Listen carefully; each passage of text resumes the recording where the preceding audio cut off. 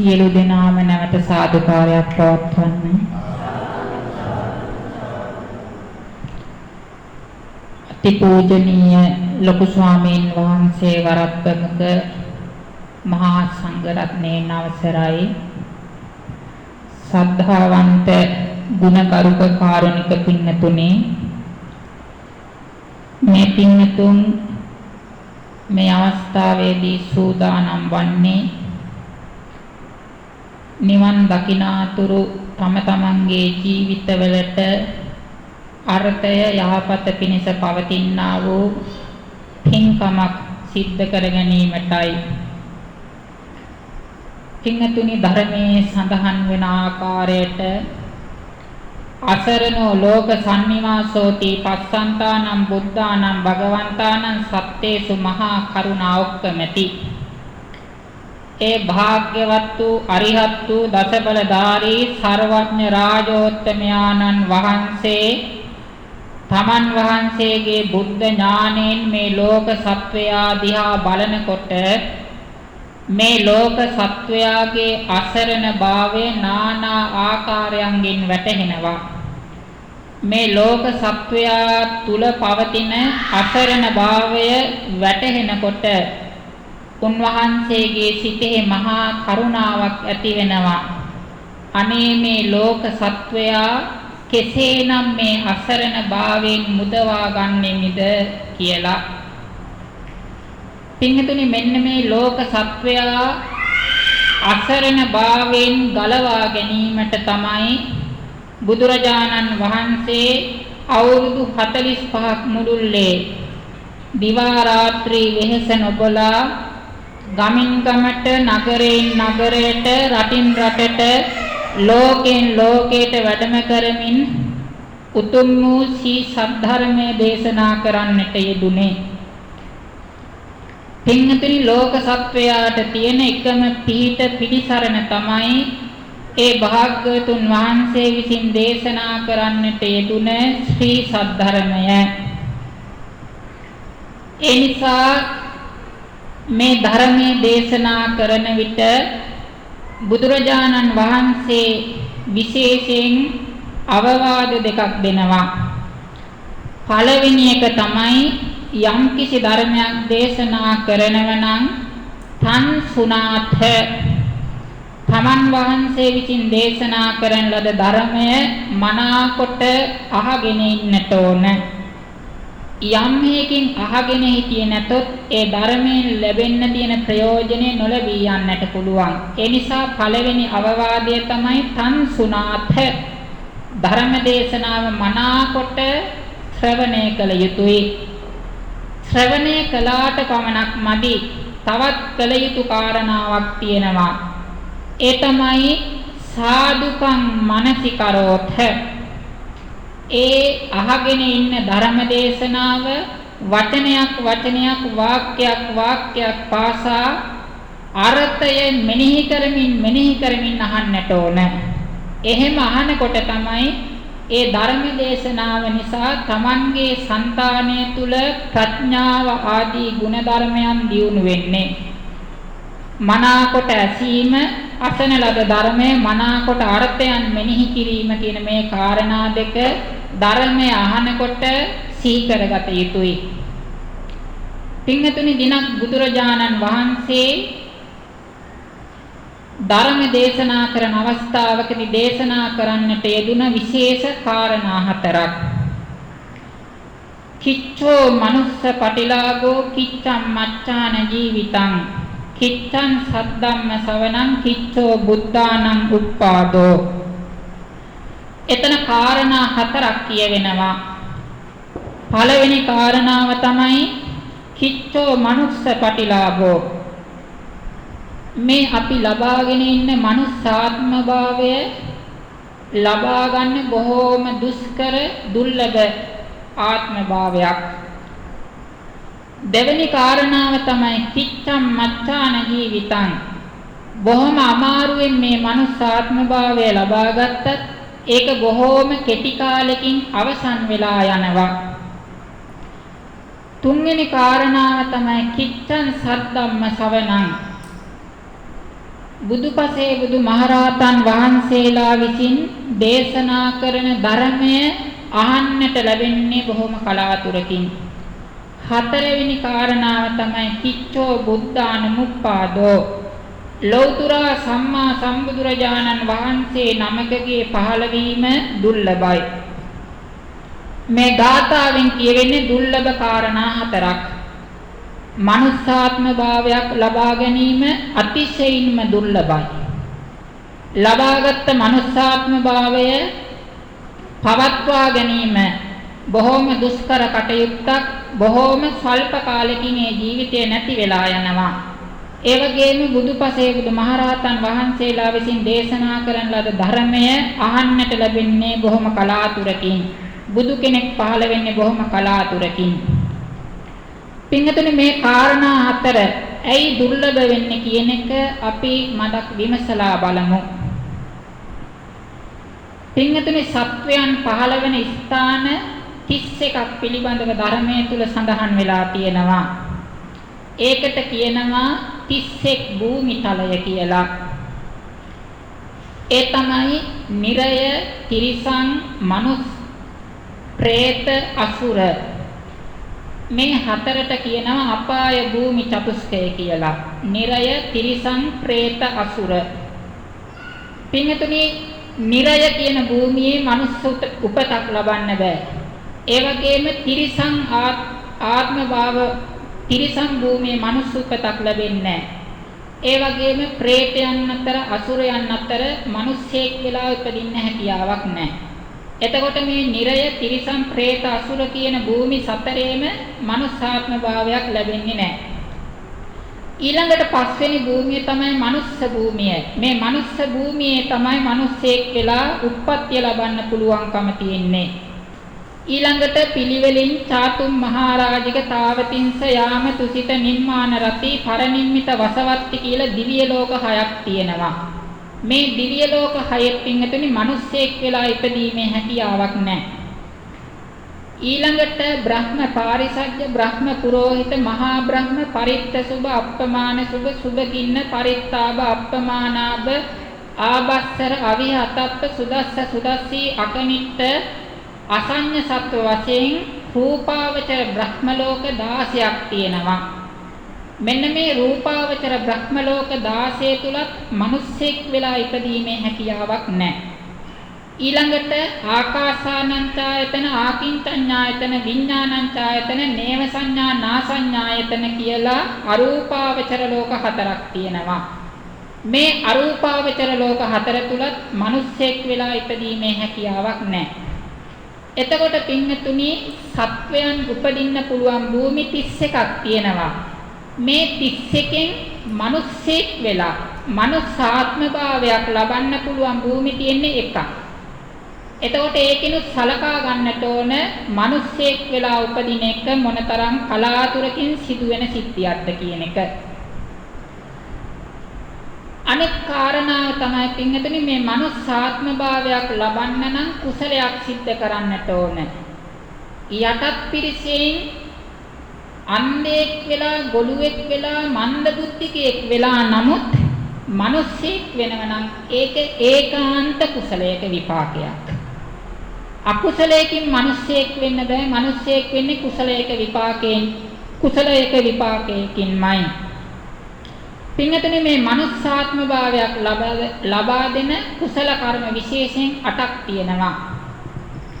ඒ තමයි සෝමනස්ස සහගත ඥාන සම්පයුක්ත අසංකාරික කුසල කර්මය.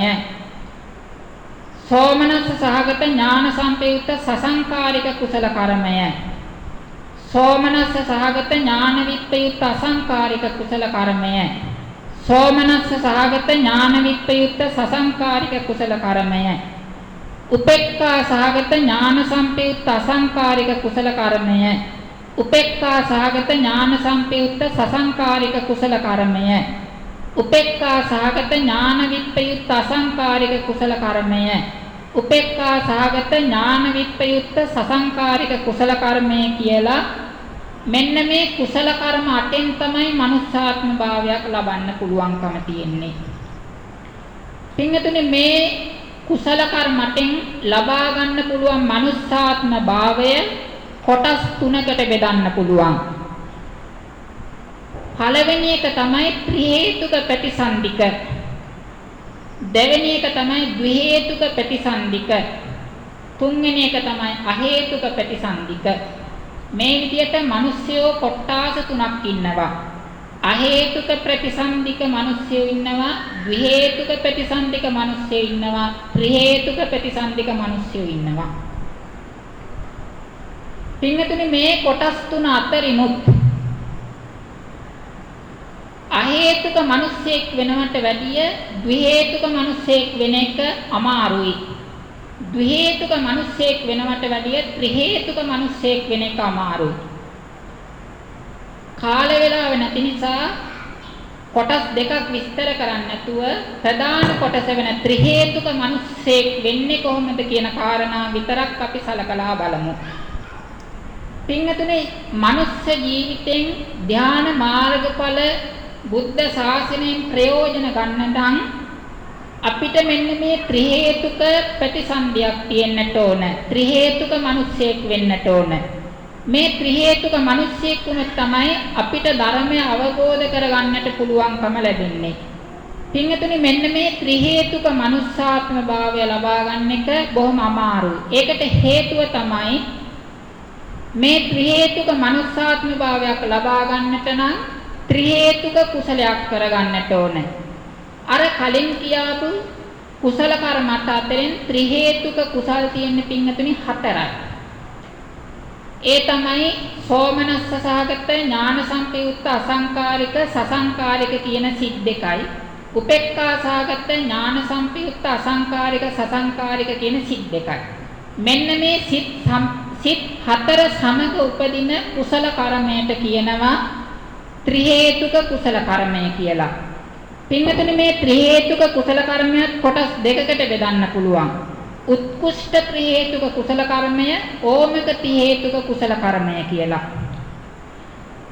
මේ දෙක අතරිනුත් ත්‍රි හේතුක මිනිස්සෙක් වෙන්න පුළුවන්කම තියෙන්නේ ත්‍රි හේතුක උත්කෘෂ්ඨ කුසල කර්මයක් සිද්ධ කරගත්ත කෙනෙකුට විතරයි. ත්‍රි හේතුක උත්කෘෂ්ඨ කුසලයක් සිද්ධ කර ගැනීම පින්වතුනි ලේසි පහසු දෙයක් නෙවෙයි. ත්‍රි හේතුක උත්කෘෂ්ඨ කුසල ධර්මයන් සිද්ධ කර ගැනීමට නම් විශේෂයෙන්ම බුද්ධ ශාසනයේ උපකාරය තියෙනවා නම් බොහොම පහසුවෙන් කරගන්නට පුළුවන්. මේ ත්‍රි හේතුක උත්කෘෂ්ඨ කුසල කර්මයන් සිද්ධ කරගන්න අවස්ථාවකට තමයි අපි මේ පැමිණිලා තියෙන්නේ.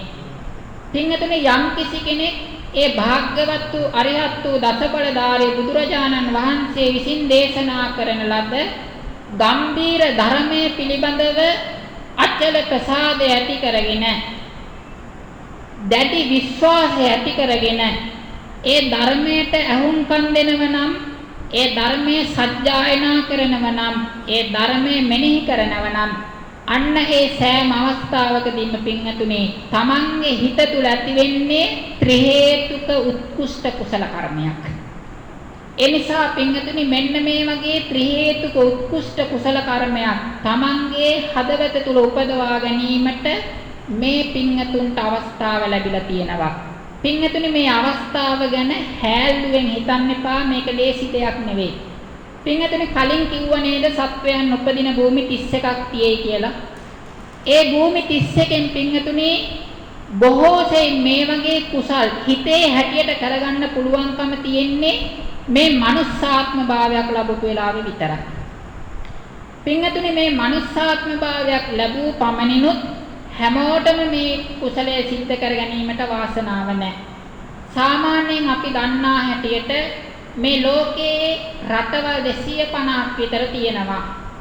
පින්වතුනි මේ රටවල් 250ෙම මනුස්සාත්ම භාව ලැබෙනවා. මිනිස්සේ වෙලා උපත ලැබෙනවා. ඒ හැමතැනම උපත ලැබෙන්නේ අතීතේ කරපු කුසලයක විපාකයක්. හැමතැනම ත්‍රි හේතුක මිනිස්සු ඉන්න පුළුවන්, ද්වි හේතුක මිනිස්සු ඉන්න පුළුවන්, අහේතුක මිනිස්සු ඉන්න පුළුවන්. ඒ අය අතීතේ කුසල කර්ම සිද්ධ කරගත්ත නිසා මේ රටවල් 254න් පින්වතුනි කුසලයක් බලවත් වීමට උපකාර වන මේ සීසත් ධර්මයේ පිළිගත් රටවල් තියෙන්නේ 5. ශ්‍රී ලංකාව, තායිලන්තය, කාම්බෝඩියාව, ලාओසය, බුරුමය. මනුස්ස ලෝකේ 31 තලයෙන් එක භූමියයි තියෙන්නේ මිනිස්සෙක් වෙලා උපදින්න. ඒ භූමියනොත් රටවල් 200 ගාණක් තියෙන එක අතරින් සත්ධර්මය ඇහෙන රටවල් තියෙන්නේ ශ්‍රී ලංකාව, තායිලන්තය, බුරුමය, ලාओසය, කාම්බෝඩියාව කියන මේ රටවල් 5 විතරයි ථේරවාද බෞද්ධ ධර්මයේ පිළිගන්න රටවල් තියෙන්නේ. පින්වතුනි මේ ථේරවාද රටවල් 5 අතරිනුත් මේ රටවල් 5 ඉපදුනා කියලා හැමෝටම කුසල් කරගන්න අවස්ථාව ලැබෙන්නේ නැහැ. හැමෝටම මේ ධර්මය අහන්න අවස්ථාව ලැබෙන්නේ නැහැ. හැමෝටම බුදුරජාණන් වහන්සේ දැක ගැනීමේ වාසනාව ලැබෙන්නේ නැහැ. ඒක ලැබෙන්නේ මේ රටවල් 5නුත් විශේෂයට විතරයි. පින්වතුනි ලංකා වාසී පින්වතුන් ඒ භාග්‍යවත් වූ අරිහත් වූ දසබලධාරී බුදුරජාණන් වහන්සේට විශේෂයෙන් ගරු කළ යුතුයි. බුදුරජාණන් වහන්සේ ගැන දැඩි ඉමහත් ගරුත්වයක් උපදවා ගත යුතුයි. ඒකට හේතුව තමයි පින්වතුනි බුදුරජාණන් වහන්සේ සකල ලෝක සත්වයාට උපකාර කරන අතර මේ ලංකා වාසී මිනිස්සුන්ට විශේෂ උපකාරයක් කරලා තියෙනවා. ඒක අද ලංකාවේ ඉන්න බොහෝ දෙනාට අමතක වෙලා තියෙන්නේ. ඒ උපකාරය තමයි පින්වතුනි භාග්‍යවත් වූ අරිහත් වූ දසබලධාරී සර්වඥ දීපදෝත්තමයාණන් වහන්සේ විසින් අවුරුදු 45ක් මුළුල්ලේ ධර්මයේ දේශනා කරලා සියලු සංස්කාරයන්ගේ අනිත්‍යත්වය ලෝක සත්වයාට අවබෝධ කරවමින් එදා කුසිනාරා නුවර මල්ල රජදරුවන්ගේ සල්ගස් දෙක අතර පරිනිර්වාණ මංචකයේ වැඩ සිටින අවස්ථාවේදී තමන් වහන්සේ පිරිනිවන් පාන්නත් කලින් ජීවමානව හිටියදී මගේ මේ ශරීර අභ්‍යන්තරයේ තියෙන මේ ධාතුන් වහන්සේලාගෙන් ද්‍රෝණයක් පමණ ධාතුන් වහන්සේලා අනාගතයේදී ශ්‍රී ලංකා ද්වීපයේ ඉදිවන රුවන්වැලි මහා සෑය නම් වූ මහා චෛත්‍ය රාජානන් වහන්සේ තුල තැන්පත් කරන දවසට මේ ධාතු ද්‍රෝණයක් පමණ ධාතුන් වහන්සේලා අහසට පැන නැගිලා නීල පීත ලෝහිත මංජිට්ඨ ප්‍රභාස්වර ඕදාත කියන ශවණක් ගන බුද්ධ රශ්මි මාලාවන් විහිදුවලා මේ ලංකාවාසී මිනිසුන් තුල සද්ධාව වීරිය ආදී කුසල ධර්මයන් දියුණු කරවලා මේ ශාසනය අතුරුදහන් වන තාක්කල් ඒ මහා සෑය තුල වැඩ හිඳිමින් මේ ලක්වැසි මිනිසුන්ට අනුග්‍රහ උපකාර කෙරේවා කියලා අදිස්ථාන කරා. දෙවෙනි කාරණාව තමයි පින්වතුනි මගේ මේ අකුධාතුන් වහන්සේ ථූපාරාම මහා සෑය පිහිටන දවසට මේ අකුධාතුන් වහන්සේ අහසට පැන නැගිලා නීල පීත ලෝහිත ඕදාත මංජිට්ඨ ප්‍රභාස්වර කියන මේ ශවණක් ගන බුද්ධ රශ්මි මාලාවන් විහිදුවලා යමක ප්‍රාතිහාර්ය දක්වලා මේ ලංකසි මිනිසුන්ගේ සද්ධාදී ඉඳුරන් දියුණු කරවලා ඒ ශාසනය අතුරුදහන් වෙන තාක්කල් මේ ථූපාරාම මහා සෑය තුල වැඩ හිඳිමින් මේ ලක්වැසි මිනිසුන්ට අනුග්‍රහ කෙරේවා කියලා අදිස්ථාන කරා. පින්වතුනි එදා ඒ ධාතුන් වහන්සේලාගෙන් නික්මිලා ගිය වතුර බින්දු වලින් මේ ලක්දිව පොළවේ නොතෙමිච්ච තැනක් නැහැ. අපි මේ වාඩි වෙලා ඉන්න පොළවත් පවා බුද්ධ ශරීරයෙන් නික්මිච්ච බුදු දිය වලින් තෙමිච්ච තැනක අපි වාඩි වෙලා ඉන්නේ. ඒ නිසා පින්වතුනි තමන් වහන්සේ ජීවමානවම ඉඳිමින් සාරා සංකේය කල්ප ලක්ෂයක් මුළුල්ලේ ඇස්ලේ මස් ඉස් ආදිය දන් දීලා මහා සාගරයේ ජලයට වඩා අධික ලේ දන් දීලා මහා පොළේ පස් වලට වඩා අධික මස් දන් දීලා මහා මේරු පර්වතයේට වඩා ඔටුනු පලන්දන හිස්දන් දීලා අහසේ පායන තරු පැටවලට වඩා අනන්ත ඇස් දන් දීලා ලෞතුරා බුද්ධත්වයට පත් වෙලා ඒ මදිවට ජීවමාන තමන් වහන්සේගේ ශාරීරික ධාතුන් වහන්සේලා පවා පින්තුනි මේ ලක්වැසි අපිට අනුග්‍රහ පිණිස උන්වහන්සේ මේ ලංකා ද්වීපේ පිහිටවා වදාලා පින්තුනි මේ වගේ ජීවමාන බුදුරජාණන් වහන්සේ තමන් වහන්සේගේ ධාතුන් වහන්සේලා පිහිටවපු වෙන දේශයක් රටක් ගැන ධර්මයේ තුල සඳහන් වෙන්නේ නැහැ පින්තුනි බලන්න පින්තුනි අපේ ශාස්ත්‍රූන් වහන්සේ තමන් වහන්සේගේ ශරීර ධාතුන් වහන්සේලා පවා අපිට ගලවලා දුන්නා. එහෙම දුන්නේ නම් අපි උන්වහන්සේ කෙරෙහි මොනතරම් ගරුත්වයක් ඇති කරගෙන කටයුතු කළ යුතුද? පින්තුනි මේ තරම් අනුග්‍රහයක් කළත් අපේ ලංකාව තුල බුදුරජාණන් වහන්සේ ගැන ධර්මය ගැන සංඝයා ගැන ගරුත්වයේ සමහර වෙලාවට අඩුයි. බුදුරජාණන් වහන්සේට ගරු කරනවා කියන්නේ පින්වතුනි වැඳුම් පිදුම් කරනවා විතරක් මදි. බුදුරජාණන් වහන්සේ පිරිනිවන් පාන අවස්ථාවේදී ආනන්ද මහරහතන් වහන්සේට දේශනා කරන්නට යෙදුනේ යෝගෝ ආනන්දමයා ධම්මෝච විනයෝච දේශිතෝ පඤ්ඤත්තෝ සෝගෝ මමච්චේන සත්තා ආනන්දය මගේ මේ ශරීර ධාතුන් වහන්සේලා මගේ මේ ශරීරය ගැන නුඹලා කලබල වෙන්න එපා. නුඹලා මගේ මේ ශරීරය වෙනුවෙන් වැඩ කරන්න අවශ්‍ය නැහැ. ඒවා මල්ල රජදරුව බලාගනීවි. ආනන්දය මා විසින් අවුරුදු 45ක් මුළුල්ලේ නුඹලා වෙනුවෙන් දිවා රාත්‍රී වෙහෙස නොබලා යම් ධර්මයක් දේශනා කරා නම් යම් විනයක් දේශනා කරා නම් ඒ ධර්මය විනය රැක ගැනීම නුඹලාගේ වගකීමයි. යමෙක් ධර්මයේ විනය රැක ගන්නවා නම් ඒ ධර්ම විනය දෙක රැක ගැනීම තමයි මට කරන පරම ශාස්ත්‍රූ ගරුත්වය වෙන්නේ. ඉතින් පින්වතුනි බුදුරජාණන් වහන්සේගේ ධර්මයේ විනය අතරිනුත් එදා ඒ කෝටි 80000ක් පමණ සත්වයන් නිවනට පමුණුවමින් දේශනා කරන්නට යෙදුන මේ අනන්ත ණය සමන්නාගත සමන්ත ප ဋ ාණ මහා ධර්මයේ විශේෂම ධර්ම කොටසක්. කලින් කිව්වා වගේම කිත්තං සද්දම්ම ශවණං මේ මිනිස්සෙක් වෙලා කලින් කිව්වා සත්වයේ උපදින තල 31ක් තියෙනවා කියලා. ඒ 31කිනුත් මිනිස්සෙක් වෙලා උපදින්නේ එක භූමියකයි කියලා කිව්වා. ඒ මිනිස්සු වෙලා උපදින භූමියනුත් රටවල් 200 ගානකින් රටවල් 5කයි බණපදයක් අහන්න ලැබෙන්නේ. පින්වතුනි ඒ රටවල් පහෙත් මේ ප ဋ ාණ ධර්මය අහන එක ලේසි පහසු දෙයක් නෙවෙයි. ඒකට පින්වතුනි උදාහරණයක් මගේ දකුණු පැත්තේ තියෙනවා. මේ දකුණු පැත්තේ වැඩ ඉන්න ස්වාමීන් වහන්සේ ලංකාවේ ඉපදුනේ. ලංකාවේ ඉපදිලා බුද්ධ ශාසනය පැවිදි වෙලා මේ වෙනකොට අවුරුදු 89ක් වෙනවා. නමුත් පින්තුනි ගිය වස් කාලේ කොස්ගොඩ ස්වාමීන් වහන්සේ ඒ ලග්ගල සේනාසනයට වැඩපු වෙලාවේ උන්වහන්සේට වයස අවුරුදු 89යි.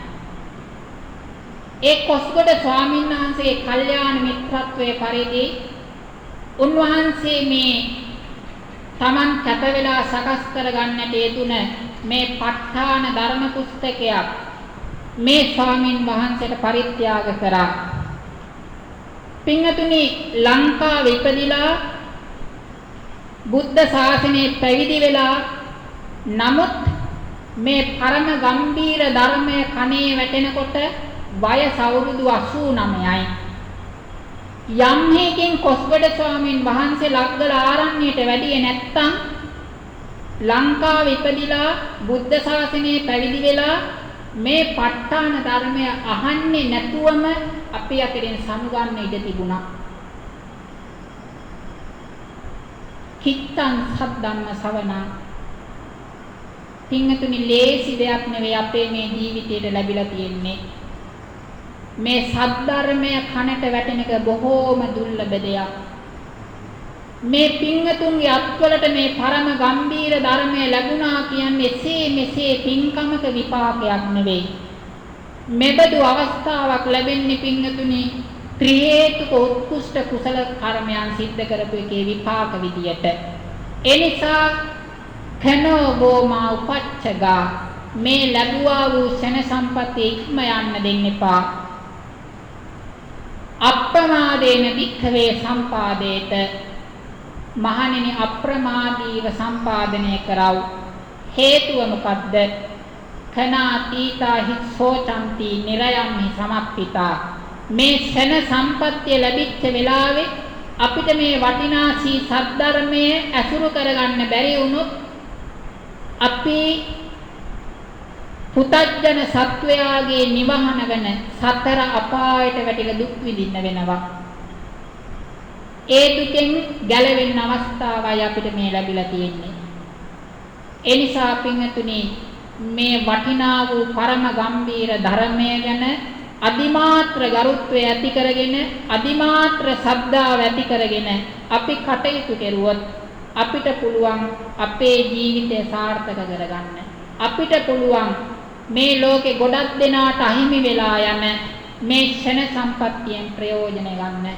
ඒ නිසා ඒ කාරණාව මතක් කරගනිමින් එදායේ අනන්තනාය සමන්නාගත සමන්ත ප ဋ ාණ ධර්මය සම්මර්ෂණය කරන අවස්ථාවේදී අනන්ත අප්‍රමාණ ලෝක ධාතු නීල පීත ලෝහිත මංජිට්ඨ ප්‍රභාස්වර ආදී ශ්‍රවණකන බුද්ධ රශ්මි මාලාවන්ගෙන් බබලවෙමින් වැඩෙහිදියා වූ සම්මා සම්බුදු සර්වඥ රාජෝත්තම දීපදෝත්තමයන්න් වහන්සේ උදෙසා මේ සියලුම පූජාවන් පූජා කරමි. පූජා වේවා පූජාම වේවා කියන අදහසින් පූජාව පවත්වමු.